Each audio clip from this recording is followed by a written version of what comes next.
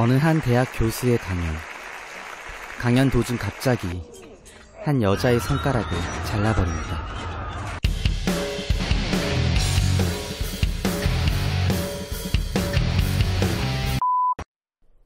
회사에서 해고당한 엘리엇, 지체장애인 동생, 이제 곧 결혼할 여자, 그리고 태어날 아기 생각에 막막합니다.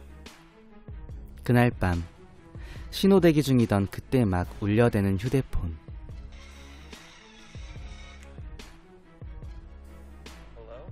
정체불명의 한 남자가 엘리엇에게 파리를 죽이면 $1000를 곧바로 입금해준다고 합니다. 아무렇지 않게 차량 안에 있던 파리를 죽인 엘리엇. 집으로 돌아온 엘리엇이 통장 거래 내역을 확인해보니 정말 $1000가 입금이 되었던 겁니다. 이번엔 두 번째 미션으로 파리를 먹으면 $3600를 준다고 합니다. 그리고 다음날 셸비의 부모님을 만난 자리에서 엘리엇에게 주어진 세 번째 미션. 그 세 번째 미션은 어린이를 울리는 것이었는데요. 어린이에게 부모님이 널 고아원에 버릴 것이라고 거짓말을 한 엘리엇은 미션 성공으로 무려 $5000를 받습니다. 교회에 계시던 아버지를 모시러 온 셸비와 엘리엇. 그때 막 엘리엇에게 주어진 네 번째 미션. 갑자기 지퍼 좀 올려달라는 몸이 불편한 시아버지의 부탁에 불쾌함을 느낀 셸비.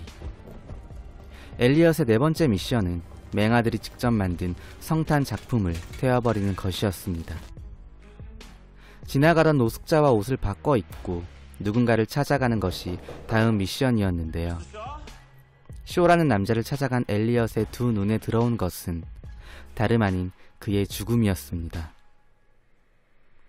절대 할 수 없다고 선을 그었지만 정체불명의 남자는 포기와 동시에 지금까지 받은 모든 상금이 없어질 것이라며 경고했죠. 4시까지 근처 카페에 가서 그에게 커피를 대접해야 $50,000를 받을 수 있다는 다섯 번째 미션. $50,000를 향한 엘리엇의 탐욕은 멈추지 않습니다. 그리고 그때 막 카페 안으로 들어온 경찰들. 하필이면 엘리엇의 바로 뒷자리에 앉는데요. 4시까지 얼마 남지 않은 것을 확인한 엘리엇이 경찰의 커피를 가로챕니다. 미션 성공입니다. 쉴 틈 없이 이어지던 다음 미션은 무엇일까요? 버스를 타고 도착한 곳은 작은 모텔. 방문을 열어보니 어떤 한 남자가 앉아 있었습니다. 다음 미션은 바로 방에 있던 남자의 손목을 잘라버리는 것이었습니다.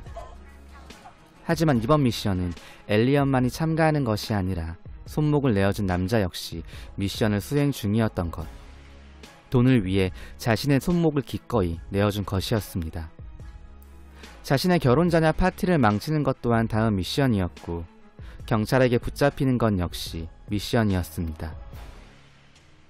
그리고 어느덧 13개의 미션 중에서 12개의 미션을 성공한 엘리엇.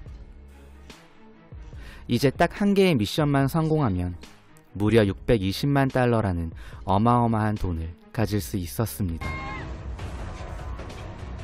과연 그는 진정한 행복을 눈앞에 두고 있는 걸까요? 아니면 지옥을 눈앞에 두고 있는 걸까요? 2014년작인 이 영화는 누구보다 성실히 일했던 한 남자가 어느 날 갑자기 회사에서 부당 해고를 당하며 앞이 캄캄했던 그에게 뿌리칠 수 없는 유혹을 전달받게 되는데요. 총 13개의 미션을 성공하면 무려 $620만, 우리나라 돈으로 약 70억이라는 엄청난 거액을 손에 쥘 수 있다는 악마의 유혹을 그린 영화입니다. 영화는 인간의 끝없는 탐욕, 그리고 행복에 대해서 그 질문과 해답을 전달하는데요. 영화 속 장면 중 5번째 미션이었던 쇼라는 남자의 집에 찾아갔을 때 카메라에 살짝 담긴 글씨 하나가 있었습니다. 행복, 그리고 물음표 하나가 크게 새겨져 있었죠.